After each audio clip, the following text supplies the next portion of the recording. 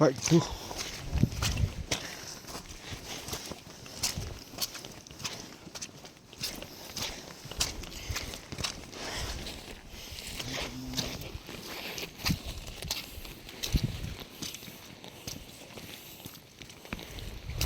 Mahirap pala umakyat sa gabi kasi hindi mo makita ang bato-bato.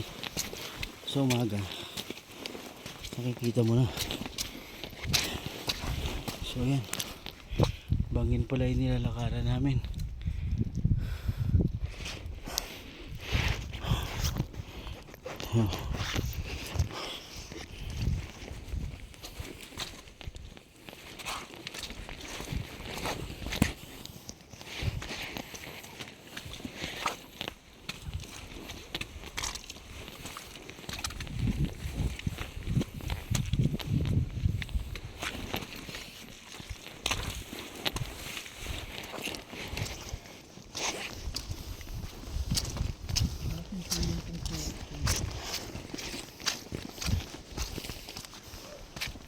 Grabe oh, ulap po yan.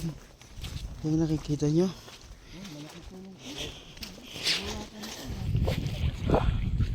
Yan ay bulubundukin.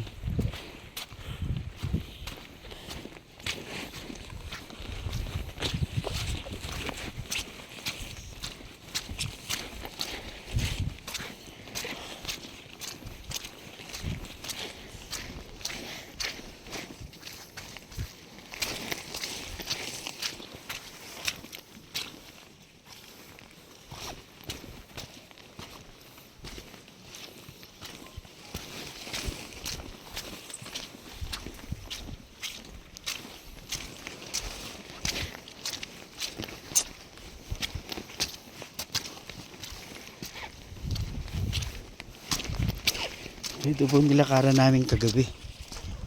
Gilid. Yung gilid niya. Bangin.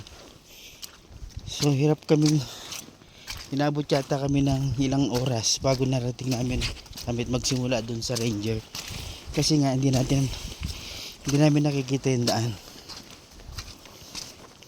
Kaya ilang beses na rin akong dulas. Yung mga putik. So mahirap po talaga mga guys. Kaya kailangan kung pupunta kayo dito, make sure na may practice kayo. At dapat magdala kayo ng shoes na matibay. Tapos yung bag nyo waterproof. Bonnet, kapote. Yan po. Talaga dito tigas ng tuhod. Kailangan matigas ang tuhod nyo rito. Dahil kundi pag bumigay kayo, pwede kayo malaglag sa bangin.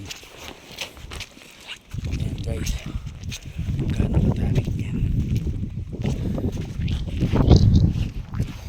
Ang lakas ng simoy ng hangin. Yung cellphone nagmumoist. Baka mabasa to dahil yung ulap, nasa ibabaw kami ng ulap. Kaya nakikita nyo guys, nasa ibabaw kami ng ulap. So yung